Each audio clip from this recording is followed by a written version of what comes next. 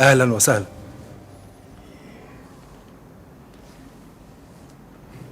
ت ت ت تشربوا ايه؟ هو كين بيه جاي حالا. عموما هشوفه لكم، مستعجلين شكله. وبقى هات لي حبايه ولا اتنين من السجار دي، ابو هبه كان بيشربه. اهلا اهلا اهلا يا حكم بيه. يا سلام، حكم بيه شخصيا في مكتبي، ده ايه الهنا والسعاده ده. قلت نتكلموا احسن، اديلنا شهور بنعض في بعض من غير لازمه. انا ماليش اي علاقه بموضوع ابو هيبه، انت عارف انا ما بحبش المشاكل. سيب اخوي في حاله وخلينا نتحركوا. مالك ومن شغل خلف يا جدعون بيه؟ خلف ابنك؟ ايه شاطر بس جريء حبتين.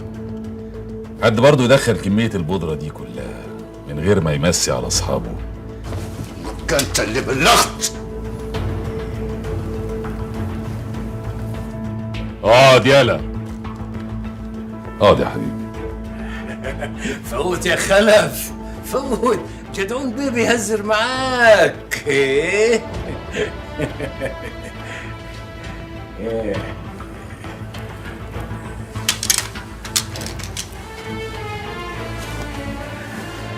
احنا ولاد النهار دي مالناش صالح باللي عدى، عاوزين نجروا الفتحة تسيبنا في حالنا ونسيبوك يا ابوي في حالك. حد جرب على السلاح من يوم ابو هيبه، وانت عارف احنا نقدر ندخله في المكان اللي نعوزوه، سلاح وغيره. اطلع بره، اطلع بره.